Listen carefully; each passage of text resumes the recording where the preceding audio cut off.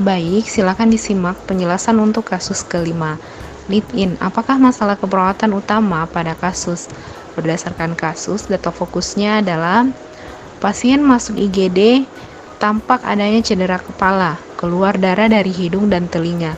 Nilai GCS 8, akral dingin, pucat, gelisah, tekanan darah 90/60. Hasil CT scan menunjukkan adanya hematoma subdural. Berdasarkan data fokus ini, maka masalah keperawatan utama yang tepat diangkat adalah ketidakefektifan perfusi cerebral. Jadi jelas ya, pada kasus pasien mengalami cedera kepala dengan adanya hematoma pada lapisan otak. Nilai GCS juga didukung yakni 8. Jadi pada proses perfusi cerebral tidak terefektif sehingga menyebabkan tekanan darah menurun, akral dingin, pucat. Jadi proses perfusi pada jaringan otak atau cerebral pasien mengalami masalah. Jadi pada kasus ini masalah keperawatan utamanya adalah ketidakefektifan perfusi cerebral. Jadi selamat kompeten ya yang menjawab E.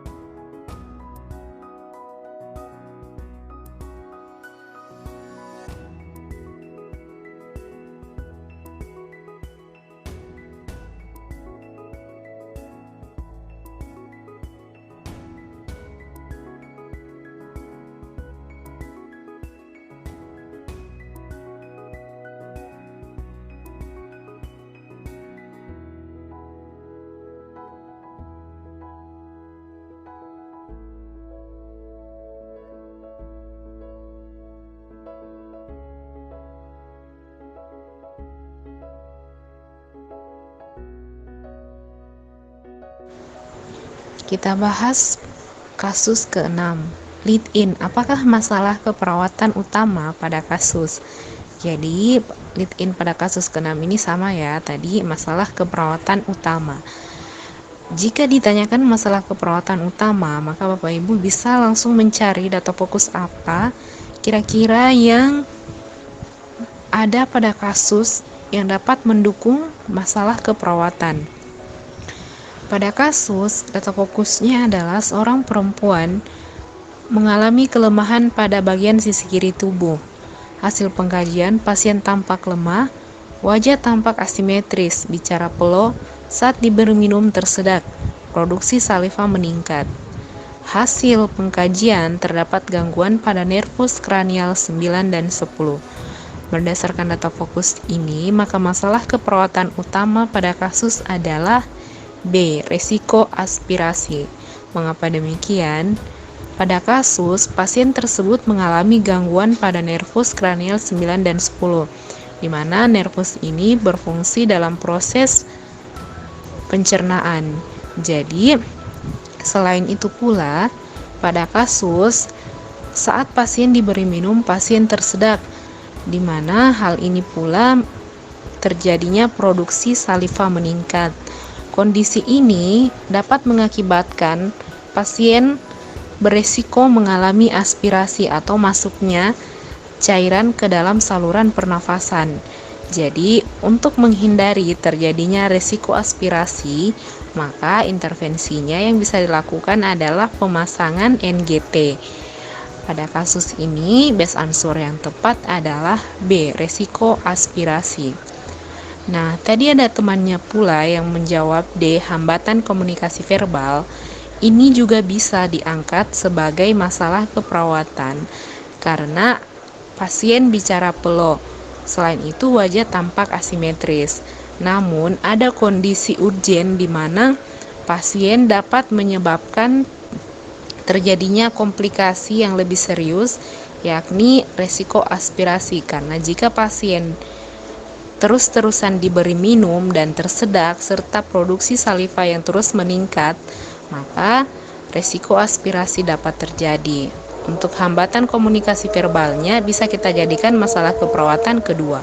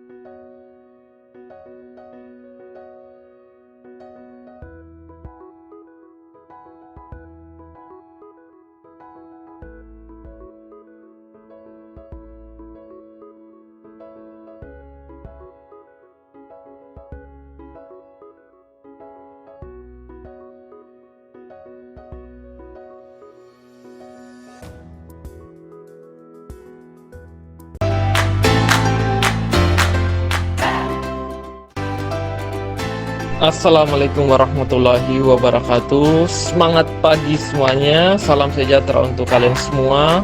Berjuang insya Allah pada ujian 2020 awal kalian semuanya kompeten. Amin ya rabbal alamin. Dan para calon kompeten tahun 2020 semuanya adalah wajib untuk berjuang. Apa yang harus dilakukan yang pertama? Yang pertama adalah bersyukur. Bersyukur kalian bisa bergabung di kelas ini. Kenapa demikian? Karena banyak yang belum bergabung di luar sana, setelah melihat teman yang bergabung di sini akhirnya menyesal. Karena namanya tidak kompeten, justru nama teman yang ikut di sini yang kompeten. Apa artinya? Seandainya, ya ini pengandaian, seandainya dia ikut dari awal untuk bergabung, maka dia juga ikut kompeten. Tapi karena dia baru bergabung sekarang, maka insya Allah kalian bisa kompeten bergabung di sini. Apa yang harus kalian lakukan, para calon kompeten semua? Yang pertama, selain bersyukur, yang kedua adalah mengubah mindset. Mindset atau cara berpikir kalian adalah harus kalian ubah. Dari awalnya kalian hanya mau coba-coba. Saya mau coba deh, saya mau karena ini baru ujian pertama saya, nggak apa-apa deh. Kalaupun saya gagal masih ada yang kedua, jangan. Kalaupun saya gagal masih ada yang keempat, jangan. Itu namanya Anda berpikir untuk mencoba, dan mencoba. Pada akhirnya Anda akan sampai pada keputusasaan. Jadi jangan pernah ada di mindsetnya untuk berpikir saya mau coba. Anda akan dicoba dan dicoba sampai Anda putus asa, depresi, bahkan sampai keluar dari profesi. Jangan pernah. Jadi apa yang mesti kalian lakukan? Berjuang, ubah mindsetnya bahwa saya bisa lulus dengan ujian ini. Ujian nanti misalnya Maret 2020, saya insya Allah akan lulus. Jika ada 100 orang yang lulus, maka dari 100 orang itu salah satunya adalah saya. Jika di kampus saya ada 10 orang saja yang lulus, maka dari 10 orang itu ada satu nama saya. Jika di kampus saya hanya ada 2 orang yang lulus, maka di 2 nama itu adalah ada nama saya. Namun jika di kampus saya hanya satu yang kompeten, maka satu yang kompeten di kampus saya itulah nama saya. Itu yang harus kalian ubah di mindset kalian saat ini. Jadi apa yang mesti kalian lakukan? Berjuang dengan sungguh-sungguh. Saya yakin kalian bisa.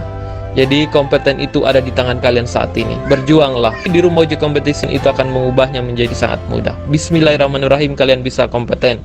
Salam kompeten, one shot, one goal. Sekali ujian, inilah ujian saya yang pertama dan terakhir kali.